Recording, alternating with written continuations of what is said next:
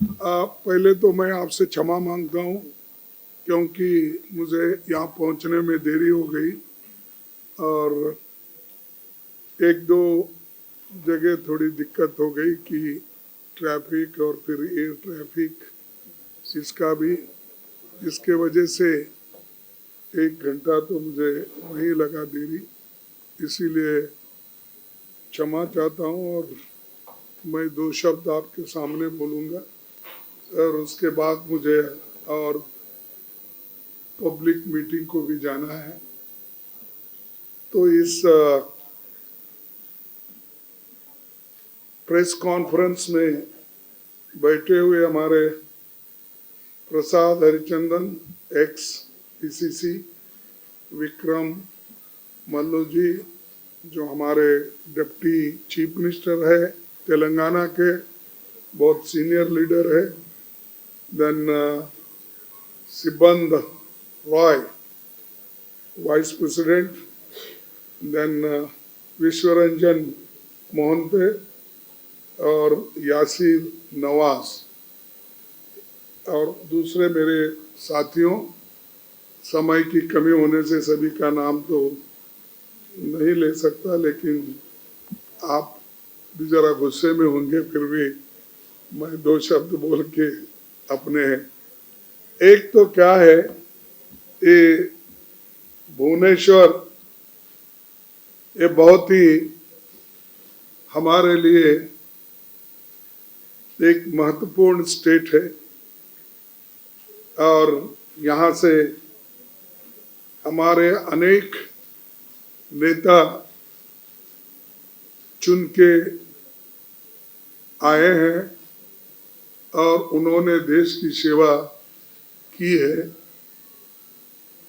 और आज़ादी के वक्त भी यहाँ पर पंडित जवाहरलाल नेहरू जी को जो पटनायक साहब का सपोर्ट मिला, तो इसीलिए हम आज़ादी को हासिल करने में कामयाब हो गए। तो ऐसा एक महत्वपूर्ण स्टेट है, ऐसे स्टेट में हम को जरा ये 24 बरस से धक्का लगा है कांग्रेस को और यहाँ पर आज नवीन पटनायक जी 24 वर्षों के लंबे कार्यकाल उनकी बहुत बड़े अरसे से काम कर रहे हैं, लेकिन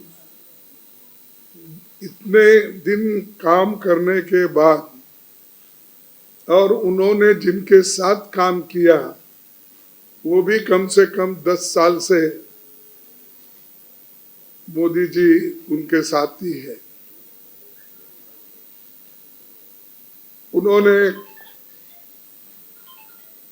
इस राज्य के भलाई के लिए एक होकर काम कर रहे हैं, ऐसा हम पहले सोचे थे, लेकिन वो खरे नहीं उतरे।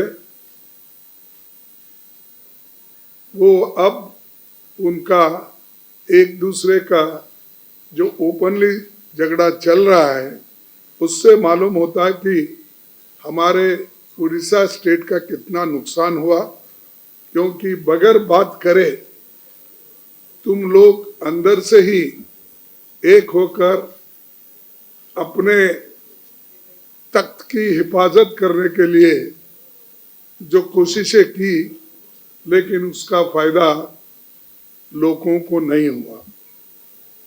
और आमतौर पर यहाँ उड़ीसा में भीषण बेरोजगारी है, दूसरा बेतहाशा महंगाई है। आपको तो मालूम है देश में महंगाई का एक बहुत बड़ा मुद्दा हमने उठाया है और यहाँ पर भी और भी महंगाई ज़्यादा है। उड़ीसा की पहचान सस्ते मजदूर मुहैया कराने वाला राज्य के रूप में जाना जाता है। वो सब ये लोगों ने बना दिया। यहाँ पर इतना नेचुरल रिसोर्सेस है और यहाँ का रिसोर्सेस बाहर जाके बड़े बड़े कारखाने बनते हैं, बड़े बड़े यानी एम्प्लॉयमेंट मिलने के जो आसार बाहर होता है, यहाँ पर वो नहीं मिलता। इसको अगर दूर करना है तो हम ये दोनों सरकार को बदलना होगा। और तीसरा, खास करके ये चिटफंड और खनन घोटाले के कारण उड़ीसा सरकार की पहचान एक भ्रष्ट सरकार के रूप में है। तो इसीलिए हम जो बीजेडी को पहले वक्त जो हमने एक यहाँ के लोगों ने जो चांस दिया, शायद अब इस बार लोग देने वाले नहीं हैं और इसके लिए बीजेपी और बीजेडी दोनों बराबरी के रिस्पॉन्सिबिलिटी उनकी है। और तीसरा, युवाओं में भीषणतम बेरोजगारी तो बढ़ रही है, लेकिन इधर उन्होंने कोई ध्यान नहीं दिया। और हम अभी हमारे साथ जो नेता आए थे उनसे पूछताछ करने के बाद यहाँ कम से कम 41% ILO रिपोर्ट के मुताबिक अनएम्प्लॉयमेंट है। तो आप सबसे ज्यादा उड़ीसा में है, तो फिर आप डेवलपमेंट क्या करें? 24 साल एक आदमी एक जगह एक स्थान पर अगर बैठता है, अपने लोगों की चिंता अगर नहीं करता, 41% अनएम्प्लॉयमेंट रखता है और फिर भी लोगों से वो वोट पूछते हैं, तो किस मुंह से वो पूछते हैं मुझे समझ में नहीं आ रहा। और इनको साथ बीजेपी तो और भी रिस्पॉन्सिबल है, क्योंकि यहाँ के लोगों को तो एक अलग ढंग से उन्होंने बोल कर अपने मदद करने का तो छोड़ दिया और यहाँ पर कोई मदद ही नहीं किया, सिर्फ उनके चीफ मिनिस्टर के ऊपर छोड़ दिया। लेकिन चीफ मिनिस्टर और दोनों मिलके इस अपने उड़ीसा का मैं क्या कहूँ कि उड़ीसा को बर्बाद करने में इन दोनों का हाथ है। तो हम ये चाहते हैं कि हमारी सरकार, गठबंधन की सरकार, हम जो एक लड़ाई लड़ रहे हैं, ये तो लड़ाई इसके लिए है कि डेमोक्रेसी को बचाने के लिए, संविधान को बचाने के लिए और एक होकर इस देश को रखने के लिए। और तीसरा कि जो आज कल हेट स्पीचेस करके समाज में जो डिवीजन कर रहे हैं मोदी साहब, तो उसके खिलाफ भी हमारी लड़ाई है। और ये बहुत से माइनिंग और अदर जो भी नेचुरल रिसोर्सेस है, उसकी यहाँ पर बहुत लूट हो रही है। और बड़े बड़े जो भी प्लांट्स बने, कुछ भी बने, तो पहले के हैं, इनके तो कोई इसमें हिस्सा नहीं है। तो ये मैं इसलिए कह रहा हूँ कि जब आदमी को एक अपॉर्चुनिटी मिलती है तो वो अपने राज्य के हित में काम करना चाहिए। और उसी ढंग से मोदी जी जो आज हर जगह जाके बोल रहे हैं कि मैं 400 पार सीट ले रहा हूँ। अरे 400 पार कहाँ लेते हैं?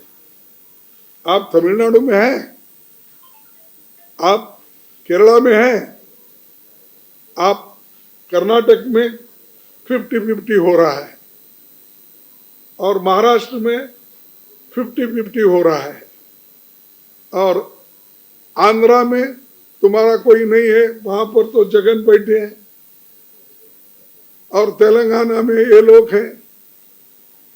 कर्नाटक, तेलंगाना, ये अपना केरला, तमिलनाडु आप कहीं भी नहीं है वहां पर, और यहाँ पर जो ज्यादा से ज्यादा सीटें पहले हमारे इनको मिलते थे, अपना पटनायक जी को, अब यहाँ पर भी वो खत्म होके कांग्रेस ऊपर आ रही। कांग्रेस इसलिए ऊपर आ रही कि ये दोनों के लड़ाई में, और ये दोनों जो इस ओडिशा को बर्बाद करने में लगे, तो लोग अब रियलाइज करें, तो वो रियलाइज करके आज कांग्रेस को वो मदद कर रहे। उसके बाद हमारी गारंटीज ये है कि मोदी साहब तो बोलते मोदी की गारंटी ये तो पक्की है, सरकारी है बोलते, लेकिन उन्होंने कभी गारंटी नहीं निभाया। 15 लाख की गारंटी उन्होंने निभाई, 2 करोड़ नौकरियां सालाना देने का उन्होंने निभाया, किसानों की आमदनी डबल करने का उन्होंने निभाया, और उसी तरह जो उन्होंने कहा वो एक भी नहीं करे। फिर अब गारंटी बोल रहे, अरे तुम्हारी गारंटी देश के लिए कुछ भी नहीं है। देश पूरा, तुम्हारी गारंटी मीन्स पेट्रोल ज्यादा करना भाव, डीजल ज्यादा करना, एलजीपी करना, उसके बाद गैस का प्राइस बढ़ाना, फर्टिलाइजर प्राइस बढ़ाना, और उसके बाद औषधों का जो दाम है वो बढ़ाना। ये सारी चीजें आप क्या, ट्रैक्टर के ऊपर जीएसटी डालना, ट्रैक्टर के टायर के ऊपर जीएसटी डालना, ये सब तुम्हारे काम। ये है, मोदी है तो ये मुमकिन है। तो इसीलिए हम आज के दिन ये चाहते हैं कि आपके माध्यम से पूरे देश में ये जो हमने एक माहौल तैयार किया है जनता के लिए, और ये लड़ाई जनता की है। जनता खुद लड़ रही है मोदी के खिलाफ, जनता उठी है, नौजवान उठे हैं, वो लोग लड़ रहे हैं। और उसी लिए तो हमने 5 न्याय और 25 गारंटी हमने तैयार की है, खास करके युवा न्याय, नारी न्याय, किसान न्याय, श्रमिक न्याय, और जनगणना के आधार पर लोगों को मदद करना। और उसी लिए तो जातीय जनगणना करके लोगों को जो मदद कर सकते हैं वो करने के लिए हम कटिबद्ध हैं, हम फर्म हैं, वैसा हम पूरा करेंगे। उसके बाद में मैंने लखनऊ में कहा था कि कल, तो ये क्या है, जैसा कि हम यूपीए 2 में फूड सिक्योरिटी एक्ट लाया, और उससे ही गरीबों का आज पेट भर रहा है। नरेगा का स्कीम लाया, उससे ही लोगों को फायदा हो रहा है। उसी के बाद राइट टू एजुकेशन हमने लाया, उसी से बच्चों को, विद्यार्थियों को फायदा हो रहा है। ऐसे कई चीजें हैं हमने किया बगैर बोले। हम कभी नहीं बोले कि हमारी एक गारंटी है इलेक्शन में, लेकिन सत्ता में आने के बाद यूपीए सरकार 1 और 2 में सब कुछ किया। इन्होंने एक काम किया कि नोटबंदी किया, और नोटबंदी होने के बावजूद भी अगर अदानी अंबानी के पास ट्रक भर भर के पैसे निकल रहे, टेम्पो में अगर पैसे निकल रहे, तो ये लोग क्या कर रहे थे, नींद कर रहे थे। अपने ही लोगों के पास पैसे है, तुम खुद बोलते, फिर काला धन कैसा आया, कहां से आया? तो ये बोलते हैं, करते हैं, एक इनको कोई जनता की चिंता नहीं।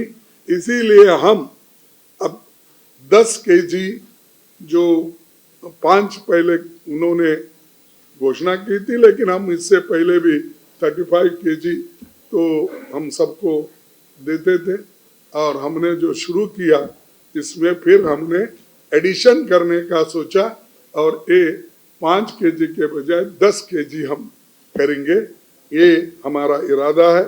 और इसको आगे और बढ़ाएंगे। जब गठबंधन की सरकार आएगी, निश्चित रूप से ये न्याय और गारंटी को हम इम्प्लीमेंट करेंगे। और ये डेफिनेटली मैं बोलता हूं, बीजेपी की सरकार केंद्र में नहीं आने वाली है। मैं ये आंकड़े के साथ आपको बताया कि ये स्टेट में तो उनका घट रहा है, ये राज्यों में भी चलेंगे, ये राज्यों में भी उनके घट रहे हैं। अब फर्ज करो कर्नाटक में एक ही सीट थी, हम तो वहां पर 10-12 ला रहे हैं।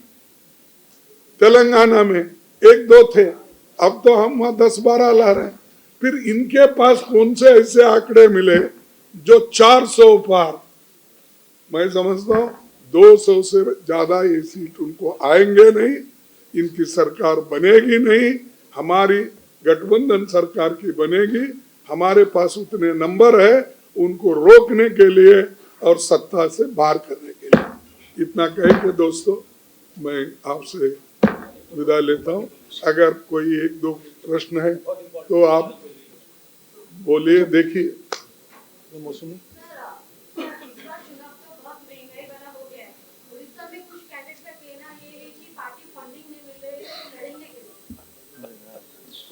ये देखिए, इसको हमारे को एक तो हमारी अकाउंट बंद कर दिए। हाँ, जो 14 लाख रुपए की कमी थी कई के लिए कि हमने टाइम पे ये नहीं किया। 1 मिनट में टाइम पे हमने रिटर्न नहीं भरा और उसमें 14 लाख नहीं दिखाए, तो उन्होंने ये कहा कि तुम 14 लाख नहीं दिखाए, इसीलिए 135 करोड़ रुपए का उन्होंने हमारे ऊपर पेनल्टी लगाया और हमारे ट्रेजरी को ताला डाल दिया, बैंक अकाउंट बंद कर दिए। तो ये लेवल प्लेइंग ग्राउंड तो नहीं है, ये तो सताने का है। और हम गरीबों के तरफ है, हम तो कोई अमीरों के तरफ नहीं उनके जैसा। और ये तो स्टेट ऐसा है, शेड्यूल कास्ट, बैकवर्ड, आदिवासी, ये सब मिलके मैं समझता हूँ 90-92% होगा। इतना बड़ी संख्या में रहते हुए भी यहाँ के लोग किस वजह से ये देते हैं मुझे मालूम नहीं, लेकिन अब तो सबको समझ गया है। डेफिनेटली हमको वो लोग मदद करेंगे, इस बार हम जरूर आएंगे। Okay, thank you. कितना विधायक वो असेसमेंट हम यहाँ से लेंगे। मैं अकेला नहीं कर सकता क्योंकि हमारी कमेटी भी एक है और हमारे सर्वे भी चल रहे हैं। वो सर्वे के मुताबिक हम इस बार ठीक प्रदर्शन करेंगे। ठीक है, थैंक यू।